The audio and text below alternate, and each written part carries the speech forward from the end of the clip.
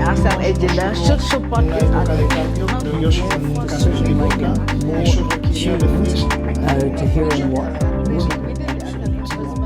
Hoy en nuestro espacio de análisis y opinión sobre la actualidad vinculada con la región Asia-Pacífico, Asia-Viu, hablamos con Jaime Santirso. Jaime es periodista, escritor y actualmente corresponsal del diario ABC en China. Jaime acaba de publicar su último libro, Los primeros días, un reportero atrapado en Wuhan, que además coincide con el segundo aniversario del estallido de la COVID-19. Buenas tardes, Jaime, y bienvenido. Hola, Josep, ¿qué tal? Muchas gracias por esta invitación a unas fechas tan señaladas. Gracias a ti. La primera pregunta, Jaime, ¿por qué este libro? ¿Cuál fue la motivación que te indujo a escribirlo? ¿Y a quién va dirigido? Bueno, son preguntas difíciles, ¿eh? Yo creo que este libro nace de varias, digamos, de varias motivaciones que responden a criterios muy distintos, ¿no?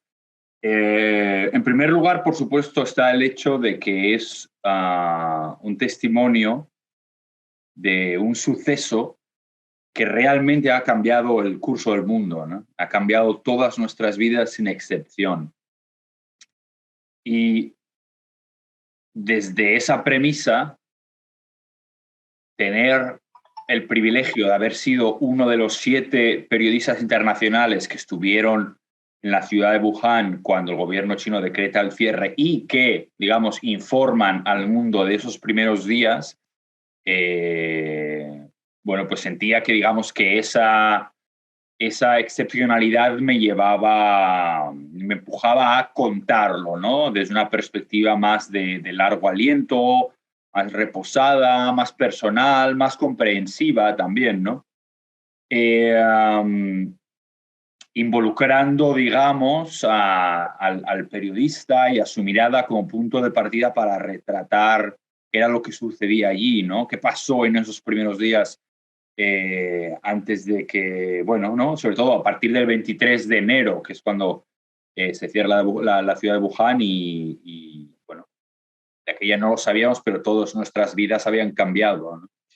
Y luego hay una segunda derivada, que es también quizá un poco más política, un poco más general, y tiene que ver con el hecho de vivir, trabajar y que esto sucediera, esta catástrofe naciera en un país como China, en el que, bueno, es un país autoritario y en el que, más que el periodismo, la comunicación siempre es un mecanismo al servicio del poder político, ¿no? La historia siempre es un constructo ideológico, cada vez más, ¿no? A medida que el Partido Comunista aspira a monopolizar el relato de la China contemporánea.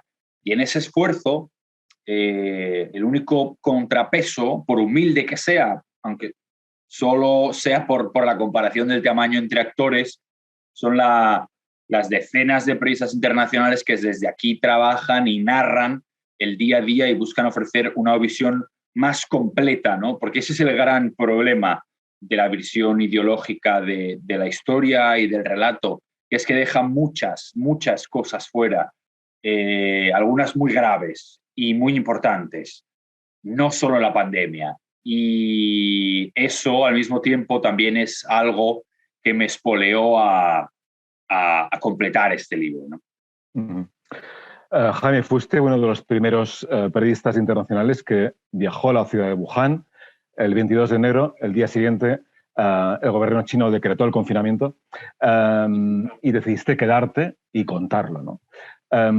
¿Qué panorama te encontraste? ¿Con qué te encontraste cuando saliste a la calle a recorrer la ciudad y hablar con sus gentes? ¿Qué panorama te encontraste? Bueno, yo lo primero que me encontré fue una ciudad completamente desierta, ¿no? Que era algo, bueno, muy llamativo, porque las ciudades chinas todos sabemos la vitalidad que tienen, ¿no? Consecuencia de su tamaño. Y entonces ver una ciudad de 11 millones de habitantes casi desierta era, bueno, es una imagen que yo nunca había visto antes, ¿no? Es que en una gran ciudad china, en avenidas que tienen 4 carriles en cada dirección, solo se oigan los pájaros, realmente no pasa nunca, ¿no? Y de aquellas sí que había algunas personas en la calle, muy pocas, pero algunas había porque a partir del 23 de enero y durante los siguientes, creo que fueron 4 o 5 días, el confinamiento, digamos, fue perimetral, no fue domiciliario, ¿no? Entonces, que es como luego se vivió en países como el nuestro, cuando por desgracia estas medidas tuvieron que hacerse universales.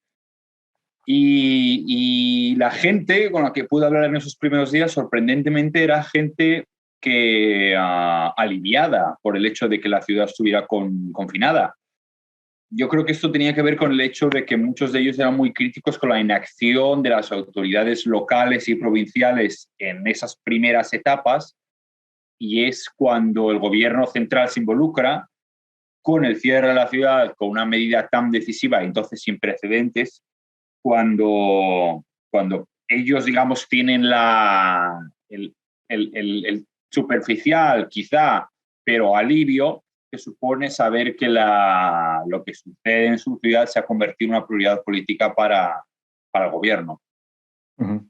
Y a partir de ahí, bueno, perdona, y por dibujar el resto de la situación, sí. Básicamente calles vacías y hospitales llenos. Ese es claro. el resumen más breve del aspecto que tenía Wuhan entonces. Estuviste una semana, creo que en la ciudad de Wuhan haciendo tu trabajo hasta que te pudieron repatriar, pero ¿con qué imagen o con qué recuerdo te quedas o tienes más presente o más potente, ¿no?, de estos días que viviste de forma tan intensa, Jaime?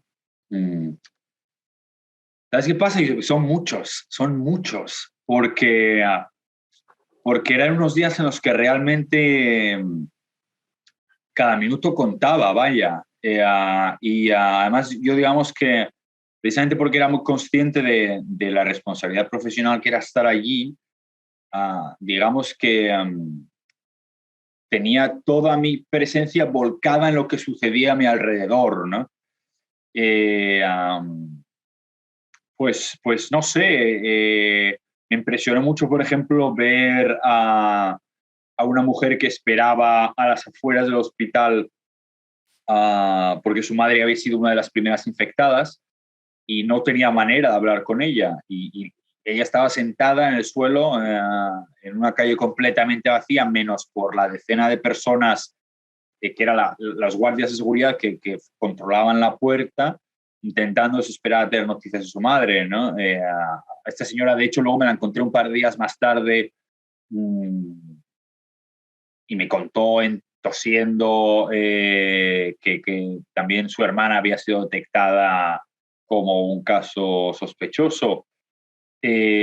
Otra señora que me encontré en la calle que no tenía dónde ir porque habían cerrado el hotel en el que trabajaba y no era de allí, no podía irse. Realmente ver la desolación y el sufrimiento de la gente allí me impactó mucho. Y luego también en un segundo ámbito, ser testigo de cómo se gesta un operativo de repatriación que involucra a tanta gente que además no tiene nada en común más allá del hecho de pertenecer a un mismo país, digamos, de ser compatriotas, ¿no?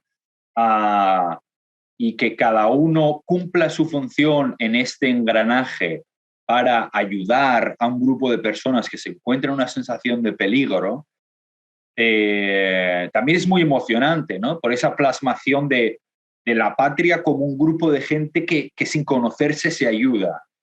Y esa, digamos, que fue la sensación también de que se fraguó en el operativo de repatriación que trajo de vuelta a España a la veintena de ciudadanos que residían ahí en Wuhan. Uh-huh. Jaime, el pasado 23 de enero se cumplieron 2 años del estallido de la pandemia y coincidiendo con este aniversario, con este segundo aniversario, decidiste volver a Wuhan. Uh-huh. ¿Con qué cambios te encontraste, tanto en la ciudad como en sus gentes? Sí. Bueno, Wuhan, desde que acabó su confinamiento 2 años y medio después del cierre, Wuhan presume de ser la ciudad más segura del mundo. Y es probable que lo sea, ¿no? En gran medida porque está protegida por el aislamiento y la política de tolerancia cero del gobierno chino. Wuhan, como la mayoría de las ciudades chinas, o bueno, todas las ciudades chinas, viven una relativa normalidad, ha vivido, digamos, de este modo desde marzo de 2020, bueno, en el caso de Wuhan un poco más tarde, cuando se abrió de nuevo la ciudad en abril, pero precisamente por digamos, la significación política de lo que esa ciudad representa, las medidas de prevención se han extremado allí, ¿no? Entonces, es una ciudad que vive con normalidad, muy alerta al mismo tiempo, y que parece, al menos desde una mirada superficial, parece querer echar a un lado esos recuerdos de sufrimiento, de dolor y del trauma de la aparición de la pandemia y la reacción de las autoridades para seguir adelante, ¿no? Y eso es algo que el gobierno, digamos, fomenta también porque redunda en beneficio propio. Me llamó la atención, por ejemplo, una de las cosas quizá más llamativas de esta vuelta, más allá de los pequeños detalles íntimos que corresponden volver a un lugar que tiene tanta importancia para alguien, las medidas de seguridad en el mercado de Huanan, que es el lugar donde la pandemia empezó, que es realmente un lugar donde el mundo empezó a cambiar, en un mercado perdido, anodino, en una ciudad china.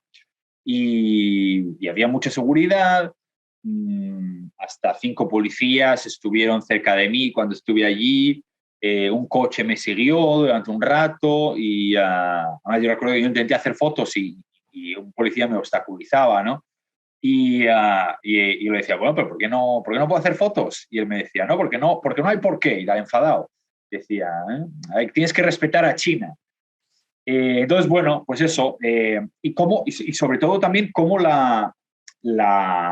digamos, la zona, el aspecto de la zona ha evolucionado. Cuando yo estuve allí en enero de 2020, nada, había una cinta de plástico policial que bloqueaba el acceso al mercado, pero todavía se podía ver su interior. Y ahora, bueno, esas vallas han cambiado varias veces y ahora ya son planchas de metal que bloquean, o sea, no ya el acceso, que también, pero cualquier resquicio del interior. Entonces, bueno, es significativo cómo eso, digamos, en cierto modo representa lo que hablábamos antes, la versión oficial de la historia, en el caso del gobierno chino, y todo lo que deja fuera, ¿no? Siguiendo un poco este hilo, Jaime, una pregunta que te quiero hacer y que creo que ya te han formulado más de una ocasión. ¿Crees que se sabrá algún día el origen de la COVID-19? Yo creo que probablemente no, la verdad. Y si algún día se sabe, yo creo que eso sucederá. Eso implicará que el sistema político chino ha cambiado mucho, ¿no? Como sucedió, bueno, pues con los archivos de Alemania Oriental, etc. Con esto no quiero decir, ya lo he comentado alguna vez, ¿no? Y quiero incidir en ello, ¿no? Eso no quiero decir que la respuesta a lo que pasó en Wuhan esté en un cajón en Shanghái, ¿no? Pero sí es verdad que el gobierno chino lleva haciendo control de daños desde marzo de 2020, cuando eso se convirtió en un fenómeno global, y que esta cuestión es demasiado sensible desde un punto de vista político para que permita una investigación digamos, con las circunstancias y la transparencia necesaria para poder llevarlo a cabo y obtener una respuesta definitiva.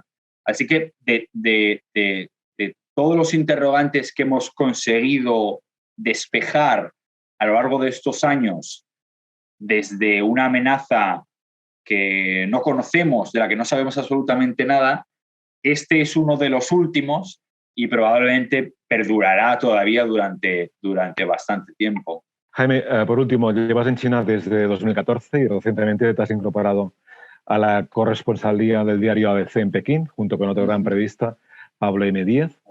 Eso es. Exacto. ¿Cómo te ves en los próximos años? ¿Te ves mucho tiempo en China? Bueno, yo creo que había un periodista británico que vivía en Oriente Medio, cuyo nombre no recuerdo, pero a quien le hacían muy a menudo una pregunta similar, ¿no?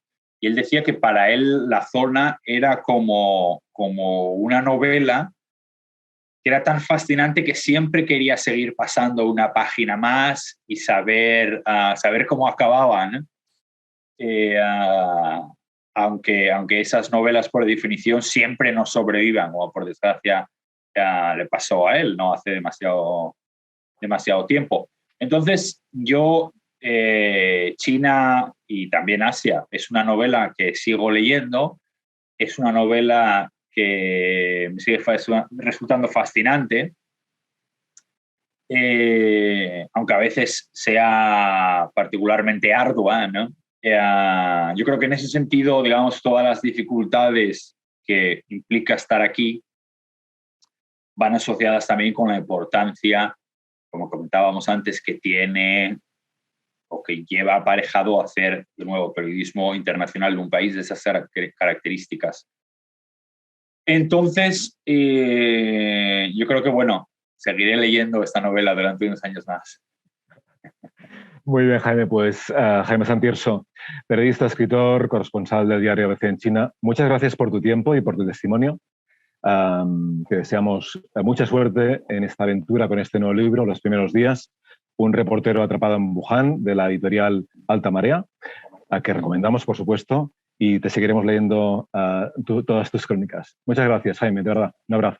Fantástico, Josep. Pues agradezco de nuevo mucho la invitación, además, sobre todo viniendo de una institución que está tan relacionada con el trabajo que hacemos aquí, que además tiene un papel tan activo y algo que sin duda es de agradecer y que cumple muy bien esa función de puente entre Asia y nuestro país, que es muy importante y cada vez lo es más.